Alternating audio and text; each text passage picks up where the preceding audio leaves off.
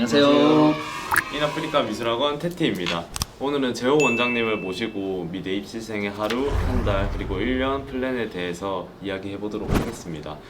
처음으로는 이제 미대 입시생을 준비하면 학업과 그다음 실기 이렇게 둘 다 준비해야 하니까 오히려 힘들지 않나요? 라는 질문들이 많았거든요. 이 부분에 대해서 좀 쉽게 설명을 해주시면 감사하겠습니다. 실은 맞죠.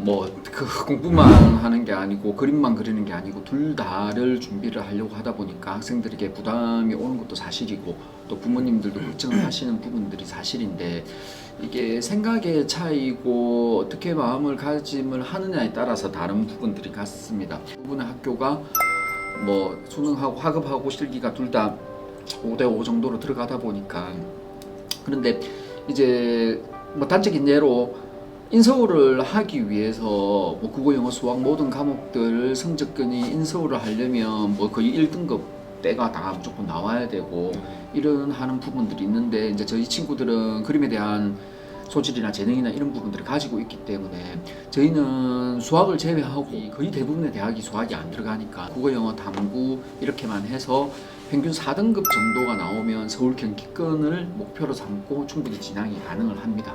두 가지를 잘 병행을 해서 하면 오히려 더 어떻게 생각하느냐에 따라 가지고 더 좋을 수 있을 것 같습니다. 힘든 것보다는. 네. 그러면 이제 고2, 고3들의 실기와 학업의 분배는 구체적으로 이제 어떻게 하는지 좋은지에 대해서도 한 번 더.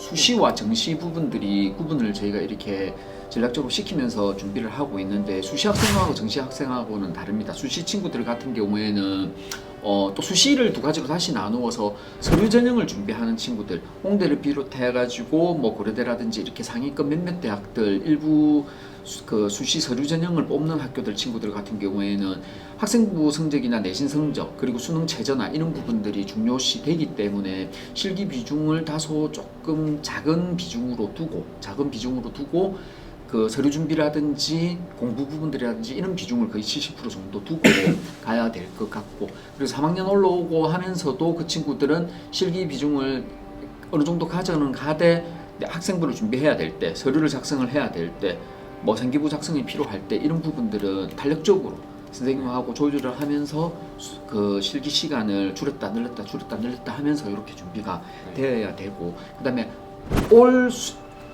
올인해서 수시를 들어가는 친구들 같은 경우에는 실은 내신 준비 적절하게 하는 걸 제외하고는 거의 80% 90% 그냥 실기 올인을 해야 되겠죠. 고3 같은 경우에도 수업 일정이 학원에서 준비된 수업 시간 모든 시간을 다 듣고 또 학원도 조금 더 학교 마치면 실제 정규 수업보다 일찍 와서 드로잉 연습하고 더 해야 될 거고.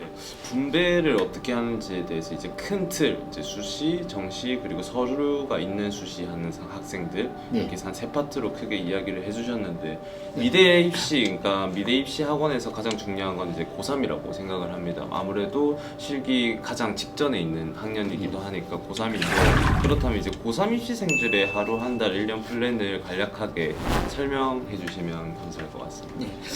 고3들 같은 경우에는 우선 수능과 실기를 잘 맞춰가야 되는 부분들이기 때문에 우선 공부 쪽에서 보면 수능 부분들은 3월, 6월, 9월 모의고사에 핑크를 맞추어가지고 자신이 계획을 짜고 부족한 부분들을 체크를 하고 하면서 준비가 돼야 되고, 저희도 학원에서 3월, 6월, 9월 모의고사를 성적표를 제압을 해가지고 그 성적에 맞추어서 희망 대학들이나 목표 대학들이 선정이 될 거고, 희망 대학들에 따라서 실기 내용들이 달라지기 때문에 그 성적 부분들을 조금은 컨트롤을 돼야 되고, 실기 부분들은 좀 올해는 지금 코로나 때문에 약간 지금 밸런싱이 다 깨진 부분들이 조금 있는데, 원래는 지금 저학년들 학생들은 5월달, 6월달쯤에 실기대회들이 대학별로 다 있습니다. 그 실기대회에 맞추어 가지고 리얼타임으로 시험 칠 수 있는 연습들도 해보고 다른 환경이나 다른 지역 학생들하고도 견주어 볼 수도 있을 거고, 실기대회 수상을 했니 못했니에 따라서 이 자극을 받고 이런 부분들 흔들리고 이런 부분들이 아니라 한번 경험해보면서 자신의 위치를 안다라는 부분들로 실기대회 준비에 몰입이 될 거고, 그리고 이제 3학년들 같은 경우에는 1년 특강이 끝나고 2학기 때는 수능이 점점 다가오고 있기 때문에 실기력을 급하게 조금 부담스럽게 아니면 조금 조금은 타이트하게 끄집어 올리고 부담감을 많이 주는 것보다는 여름까지 만들어 놓은 실기력을 유지를 시키면서 조금은 유지.